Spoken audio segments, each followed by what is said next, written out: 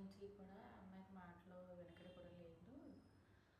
ఈ బాబుని చిన్నప్పటి నుంచి 10th వరకు ఇప్పటి వరకు కూడా అలా మేము కష్టపడి అలా చదివించాము. మా వాళ్ళ తాతయ్య గారి కొట్టలో పని ఇప్పుడు దాకా అలా చదివించుకొని వచ్చాము. ఇప్పుడు దాకానే మాకు ఎక్కువ సపోర్ట్ ఇప్పుడు ఎవరు చేసుకోలేరు. ఇప్పుడు మా అమ్మాయి మా పాప. మా అమ్మగారు మా బాబుని చిన్నప్పటి నుంచి చదివించారు. నా భర్త పిల్లల్ని పట్టించుకోలేదు. నా ప్రైమరీ స్టడీస్ రాజమండ్రిలోనే బేతెల్ స్కూల్ అని చిన్న స్కూల్లో కంప్లీట్ అయింది. నెక్స్ట్ నేను పాలిసెట్ ఎగ్జామ్ ఎంట్రన్స్ ఎగ్జామ్ రాసి డిప్లొమా చూస్ చేసుకున్నా. డిప్లొమా ఆదిత్య సూరంపాలెంలో ఫ్రీ సీట్ వచ్చింది. 3 years ఫీజు అంతా గవర్నమెంటే వేసింది.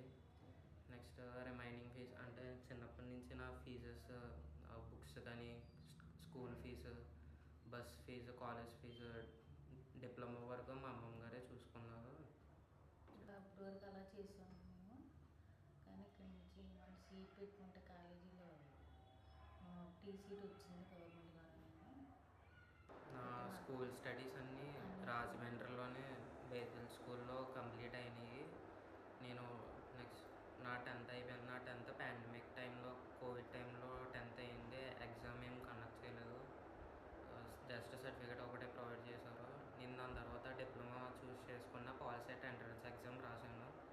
నాకు 12,000 ర్యాంక్ వచ్చింది. ఆ ర్యాంక్తో నాకు ఆదిత్య సూరంపాలెంలో డిప్లొమాలో ఫ్రీ సీట్ వచ్చింది. నెక్స్ట్ ఫీజు గవర్నమెంటే చూసింది. 3 years ఫీజు కొంచెం గవర్నమెంట్ చూసింది. పై అప్పుడప్పుడు కట్టాలని అన్నీ కట్టాలంటే అలా కట్టుకొచ్చాము ఇప్పుడు దాకా. నా డిప్లొమాలో నేను నా ఫైనల్ ఇయర్లో ప్రాజెక్ట్ చేశాను. నెక్స్ట్ హైదరాబాద్లో మీబీ బడ్స్ మేకింగ్ కంపెనీ, అందులో 6 months ఇంటర్న్షిప్ చేశాను. అదంతా అయిపోయిన తర్వాత ఈసెట్ ఎగ్జామ్ రాశాను బీటెక్లో జాయిన్ అవ్వడానికి. అయితే ఈసెట్లో 3,000 ర్యాంక్ వచ్చింది.